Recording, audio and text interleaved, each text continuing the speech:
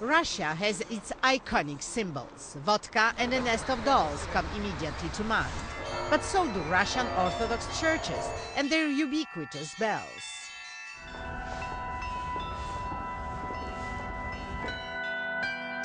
In fact, you can still make a living as a bell ringer here. And that's what this man does. And his passion led him to revive an old tradition of flat bells that was almost completely forgotten.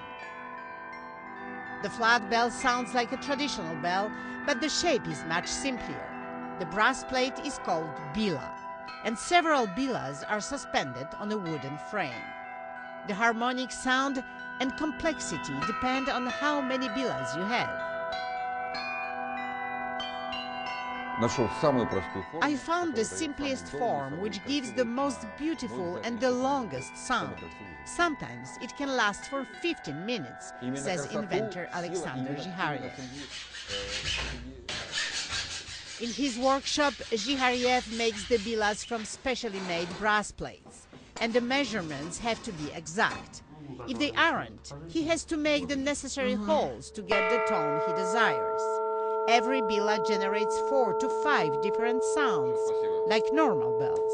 But multiply that by the number of bilas and you can get dozens of different sounds.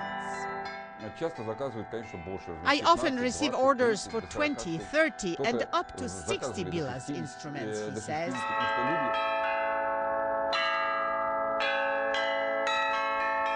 And that desire to revive an old tradition is paying off. More than 100 churches all over Russia use his bilas, and even some Moscow theaters and schools have bought his instruments. Вот у нас на колокольне висел бил 200 килограмм. Our bell tower has a bila of 200 kilograms, says this bell ringer from one of Moscow monasteries. It sounds like a bell which weighs several tons. It's much cheaper than 3 tons of brass required for a bell.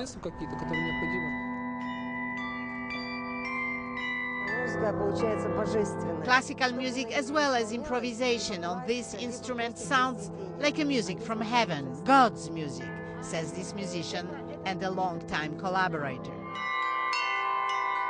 Whether it is at this Christmas market or here on the former Tsar's estate, the audiences are delighted by what they hear.